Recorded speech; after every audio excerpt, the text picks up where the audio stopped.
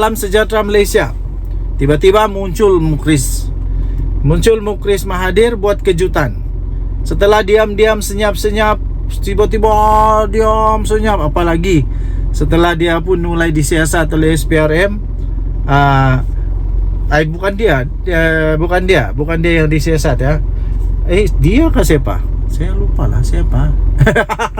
Saya lupa siapa disiasat. Tapi setelah keluarga dia lah, keluarga dia disiasat oleh SPRM, dia semakin senyap. Tiba-tiba muncul semula, tahu tidak? Tiba-tiba muncul semula Mukris Mahathir. Tiba-tiba muncul dengan satu tajuk daripada BH Online. Tajuk berita dia, pejuang tunjuk minat jalin kerjasama dengan GRS Mukris Mahathir. Kata Mukris Mahathir. Saya pikir GRS kena fikir panjang, dalam-dalam, kasih pikirlah dalam-dalam, jangan pikir pendek, pikir dalam-dalam. Perlukah untuk bersama dengan pejuang ini? Parti Pejuang Tanah Air, pejuang menunjukkan minat untuk menjalinkan kerjasama dengan mana-mana parti daripada Gabungan Rakyat Sabah GRS. Saya nak beritahu kepada GRS, saya mau bagi tahu GRS lah, wahai GRS, jangan terima. Kalau saya jangan terimalah. Kenapa mau terima? Kita sedang memperjuangkan parti lokal dari kerajaan Sabah sendiri.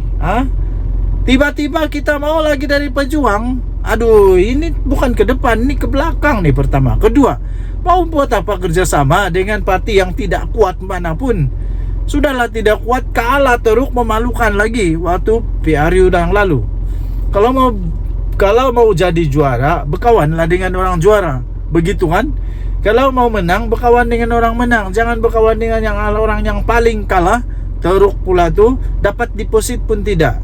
Kalau berkawan dengan diorang di pejuang, dah tahu apa boleh menang kah tidak pastilah. Tapi itu pendapat saja. Kalau GRS mau bersama diorang, silakan. Tapi saya rasa akan ada impact yang besar kepada ahli-ahli akar umbi. Mungkin pemimpin-pemimpin GRS okey lah, gembira dapat berjuang. Tapi yang ingat pemimpin-pemimpin GRS sikit, yang mengundi GRS tu yang banyak. Suka kah diorang kalau parti GRS daripada Sabah ni bergabung daripada pejuang? Presidennya Datuk Seri Mukris berkata pihaknya sudah membuat perbincangan secara tidak rasmi dengan beberapa parti politik daripada gabungan terbabit. Aduh, pening. Saya pun dah pasti kenapa ini parti mau juga bekerja sama dengan Mahathir lagi. Perbincangan secara tak rasmi ada, tapi dia kata tapi secara rasmi belum lagi.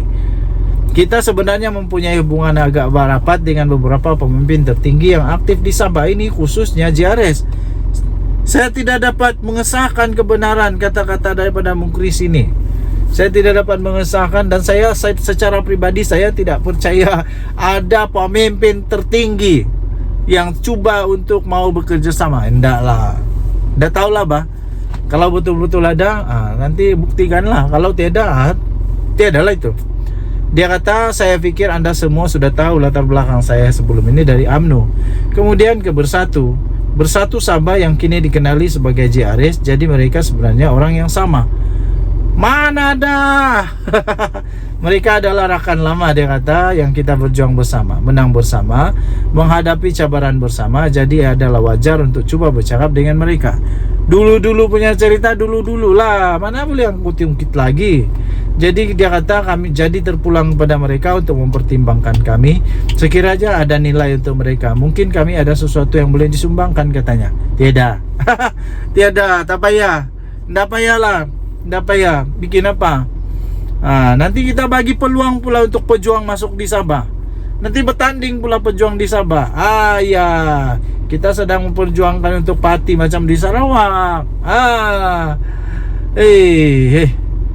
Jadi dia kata kami tidak mempunyai niat lain selain menyumbangkan hikmat kepada rakyat Sabah dan juga Malaysia secara keseluruhannya. Tidak ada gerakan politik.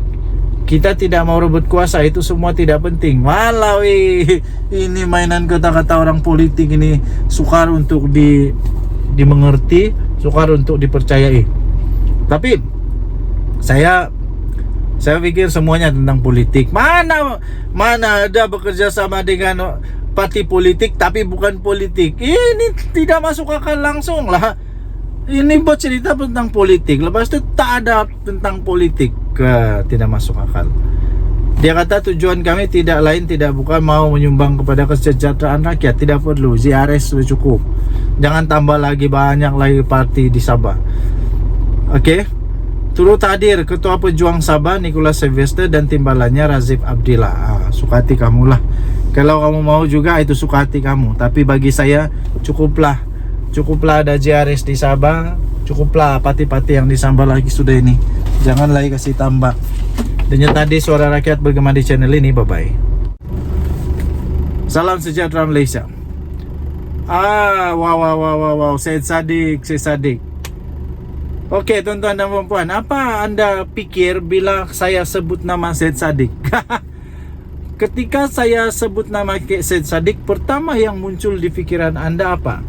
Mungkin anda pikir seorang yang jambu, muka cute, muka comelote, muka handsome, tahap-tahap model, begitulah.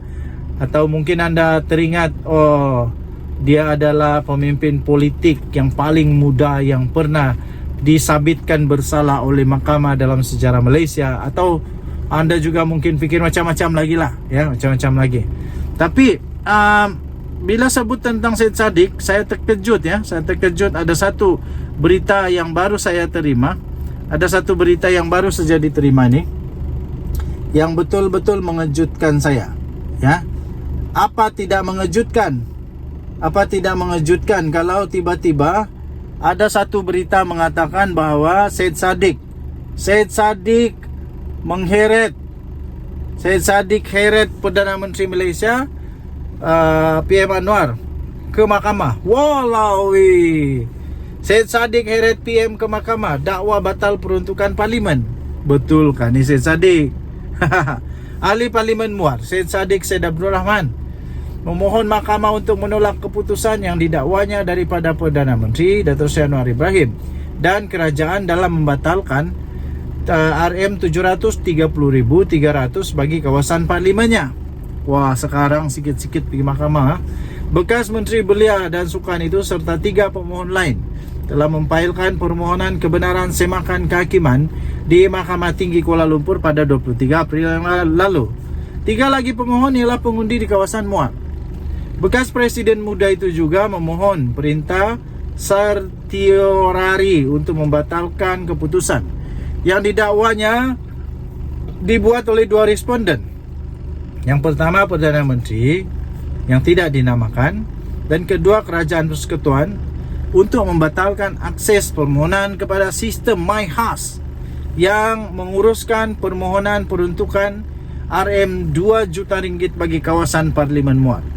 Menurut salinan afidavitnya, bekas Ketua Armada Bersatu itu mendakwa kononnya keputusan peruntukan itu dibuat sejurus selepas muda membuat keputusan menarik diri daripada Kerajaan Perpaduan pada 10 September tahun lepas. Syed Saddiq berkata dia telah bertemu dengan timbalan Perdana Menteri 2, Fadilah Yusof 2 kali sehingga April tahun ini untuk membincangkan perkara itu. Namun katanya Perdana Menteri Datuk Seri Anwar Ibrahim dan kerajaan masih gagal menyalurkan peruntukan yang didakwanya itu ialah untuk ke kawasan Muar. Menurutnya, 5 ahli Parlimen Pembangkang yang berikrar menyokong Anwar serta merta mendapat peruntukan penuh ke kawasan mereka. Syed Saddiq Syed Saddiq menyebut ahli Parlimen Labuan, ahli Parlimen Jeli, ahli Parlimen Gua Musang, ahli Parlimen Kuala Kangsar, dan ahli Parlimen Tanjung Karang. Permohonan semakan kehakiman diwakili oleh firma guaman Tuan Lim Wei Jiet. Okey, so ini memang pelik. Itulah, dulu sudah dalam kerajaan, ketege-hege mau keluar dari kerajaan, entah apa pasal pun kita tahu. Nah, sekarang baru TGG balik nak minta itu, minta ini. Saya fikir kalau dia tidak keluar dari kerajaan, punyalah mudah, punyalah senang untuk dia dapat semua itu kan. Sekarang siapa susah? Siapa yang kena diri sendiri, padan muka atau kesian, tepuk dada tanya selera. Sila tinggalkan komen Anda. Denyut Nadi Suara Rakyat bergema di channel ini. Bye-bye.